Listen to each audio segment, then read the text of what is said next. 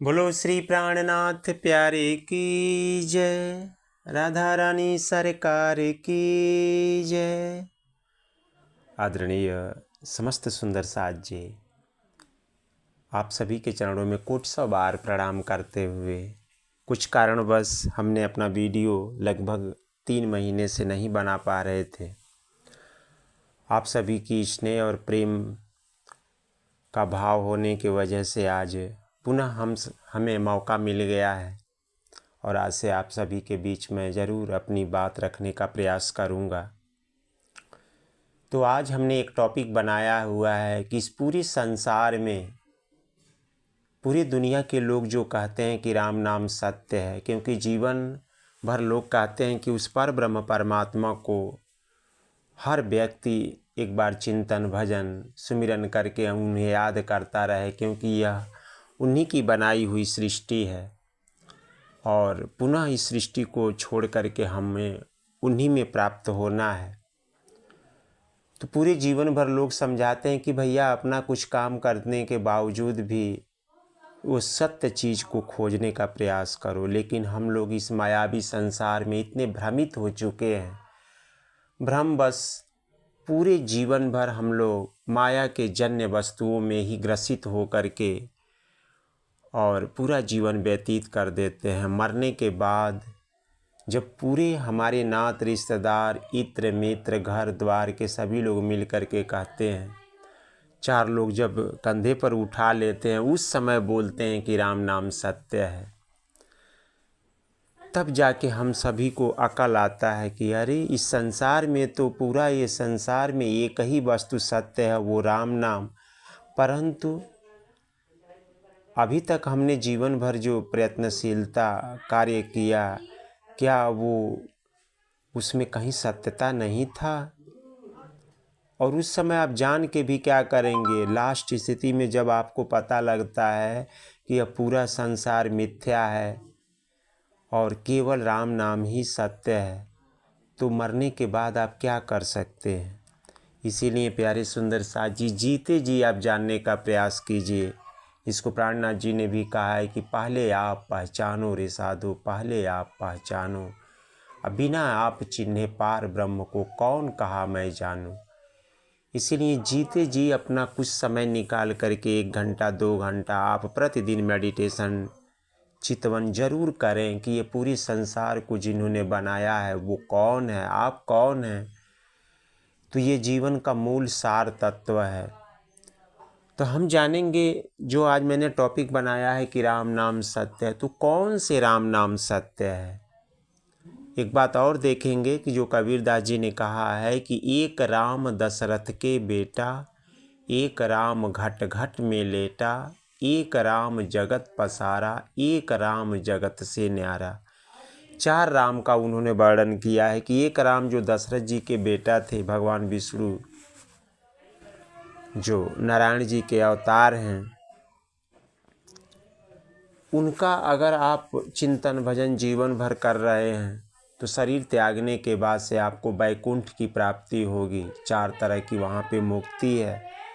जबकि सिर्फ ध्यान रखिएगा कि मुक्ति है, मोक्ष नहीं है। मुक्ति में आवागमन होता है, आप वैकुंठ जाएंगे, आपके जितने अच्छे कर्म रहेंगे वहाँ पर रहेंगे और पुनः आप इस पामर जीव बना के वापस चले आएंगे, इस माया के जन्य पदार्थों में आप जुड़ जाएंगे, पुनः फिर आपको काम करना पड़ेगा।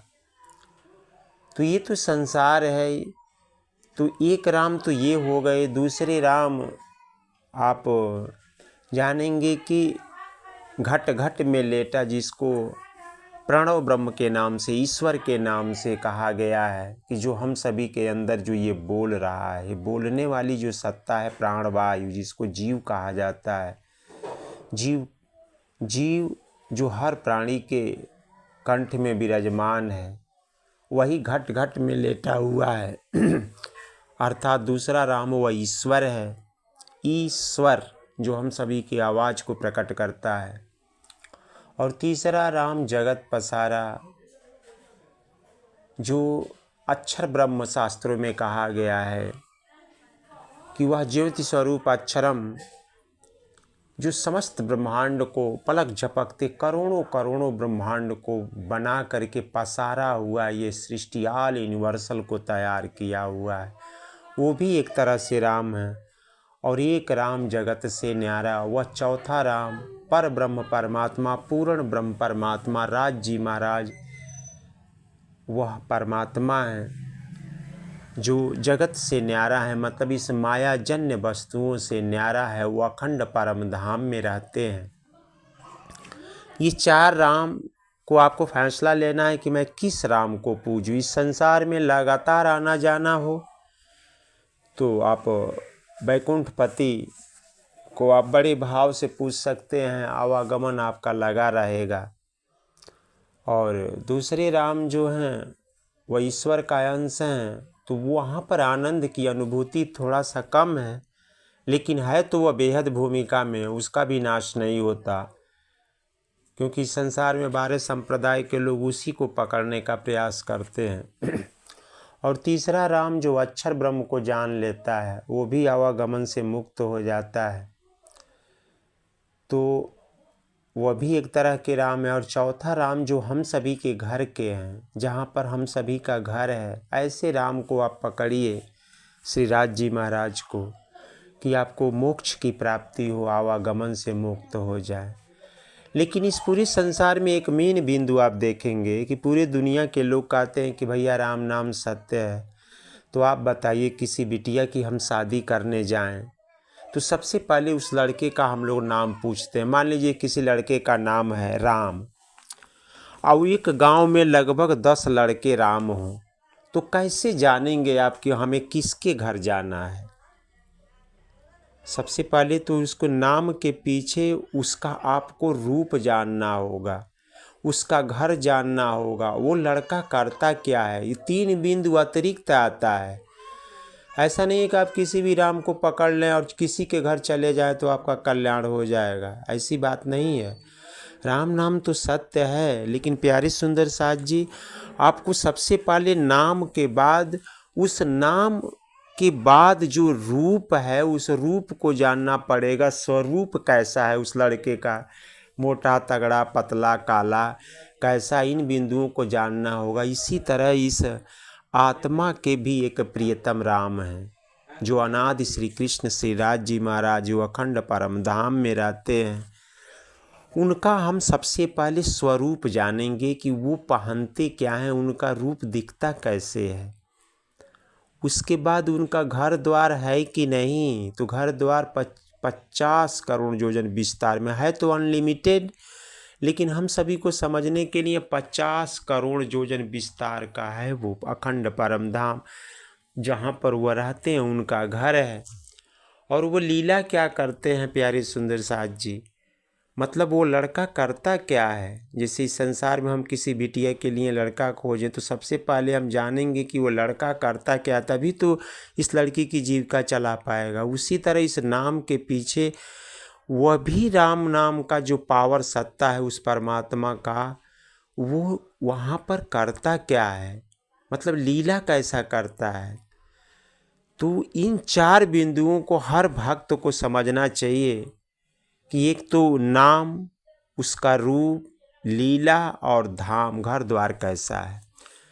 तो आज इस पूरे संसार में जो 4 बिंदुओं पर ध्यान दे देता है और चारों बिंदुओं को अच्छी तरह से समझ करके ऐसे राम को पकड़ करके अपने जीवन को समर्पण करता है, तो प्यारे सुंदर साथ जी, निश्चित तौर पर उस चौथे राम को पकड़ने वाला व्यक्ति आवागमन से मुक्त हो जाता है। और ये मानव तन हम सभी को प्राप्त हुआ है, इसका अच्छी तरह से इस मायाजन्य वस्तुओं को देखते हुए अपने मोक्ष को प्राप्त कर लेता है। तो हम सभी की बुद्धिमानी यही है कि अगर मनुष्य तन सर्वश्रेष्ठ तन है, तो हम सभी को राम का जो प्रकार है, जो 4 तरह की व्यवस्थाएं हैं, 4 राम का जो नाम कबीरदास जी ने दिया है, तो हम चौथे राम को पकड़ें और नाम के साथ साथ आप उसका रूप, लीला और धाम, इन 4 बिंदुओं पर ध्यान देते हुए जितने भी भक्तजन हैं, चाहे आप किसी भी क्षेत्र में हो, किसी भी धर्म में हो, उसका चारों कंडीशन आप समझिए, जिसका चारों कंडीशन प्रत्यक्ष रूप में आपको मालूम हो जाए, ऐसी संस्था को पकड़ करके अपने जीवन को धन्य धन्य के रूप में बदल लीजिए। तो हम तो आप सभी भक्तजन से यही चाहूँगा कि उस चौथे राम को पकड़िए कि आप सभी की मोक्ष की प्राप्ति हो।